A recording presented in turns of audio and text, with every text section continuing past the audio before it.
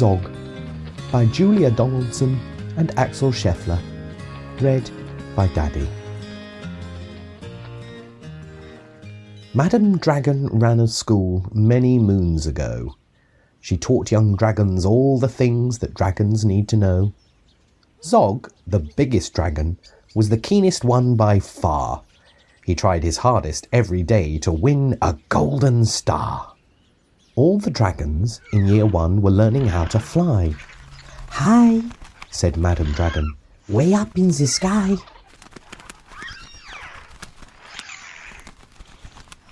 "Now that you've been shown, you can practice on your own, and you'll all be expert flyers by the time you're fully grown." Zog went off to practice, flying fast and free. He soared and swooped and looped the loop, then crashed into a tree. Just then, a little girl came by. "Oh, please don't cry," she said. "Perhaps you'd like a nice sticky plaster for your head." "What a good idea," said Zog. Then up and off he flew, his plasters gleaming pinkly as he zigzagged through the blue.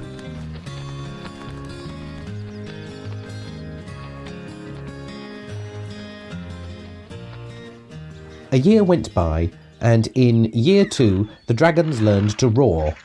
"More," said Madam Dragon. "Louder, I implore. Now that you've been shown, you can practice on your own, and you'll all be champion roarers by the time you're fully grown."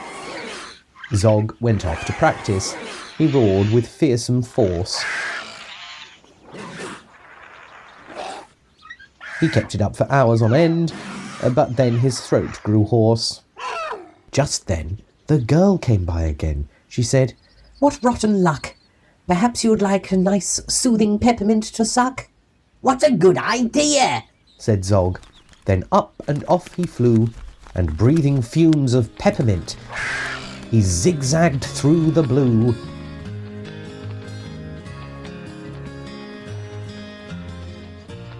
A year went by, and in year 3 the dragons learned to blow. "No," said Madam Dragon. "Breathe out fire, not snow. Now that you've been shown, you can practice on your own, and you'll all be breathing bonfires by the time you're fully grown."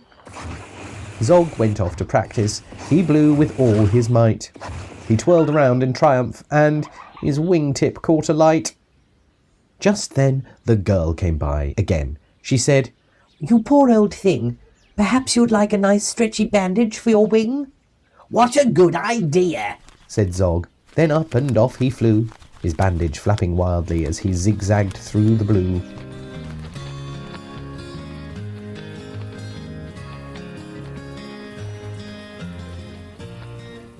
All the year 4 dragons were learning, can you guess? "Yes," said Madam Dragon. "How to capture a princess. Now that you've been shown, you can practice on your own. You'll need to capture hundreds by the time you're fully grown." Zog went off to practice. He tried and tried and tried, but he simply couldn't manage. "I'm no good at this," he cried. "I'll never win a golden star." Just then he saw the girl. "Perhaps," she said, "you'd like to capture me? I'm Princess Pearl." "What a good idea," said Zog. Then up and off they flew, the princess gripping tightly as they zigzagged through the blue. "Ah," said Madam Dragon. "Our first princess so far. Congratulations, Zog, my dear. You've won a golden star." Zog was proud and happy, and Pearl felt good as well. She took the dragon's temperatures and nursed them when they fell.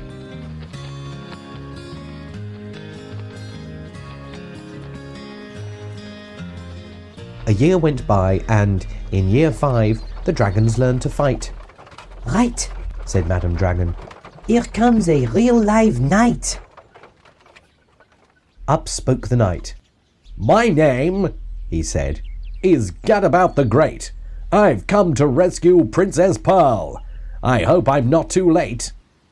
Zog breathed fire and beat his wings. "You can't, she's mine," he roared. Oh no, she is not, Yelled Gadabout, and waved his trusty sword. The other dragons crowded round and watched them all agog. Who was going to win the fight? Sir Gadabout or Zog? Then Princess Pearl stepped forward, crying, Stop, you silly chumps. The world's already far too full of cuts and burns and bumps. Don't rescue me. I won't go back to being a princess and prancing round the palace in a silly frilly dress. I want to be a doctor and travel here and there, listening to people's chests and giving them my care. Me too, exclaimed the knight, and took his helmet off his head. I'd rather wear a nice twisty stethoscope, he said. Perhaps, princess, you'll train me up. And Pearl replied, Of course, but I don't see how the two of us could fit upon your horse. Then Zog said, Flying doctors, I'd love to join the crew. If you'll let me be your ambulance, then I can carry you. Bravo, said Madame Dragon, an excellent career. And all the Year 5 dragons gave a loud, resounding cheer. Then Madame Dragon told the horse, I really hope you'll stay. I'll let you be my pupil's pet and feed you lots of hay. What a good idea, said Zog. Then up and off he flew, the flying doctors waving as they zigzagged through the blue.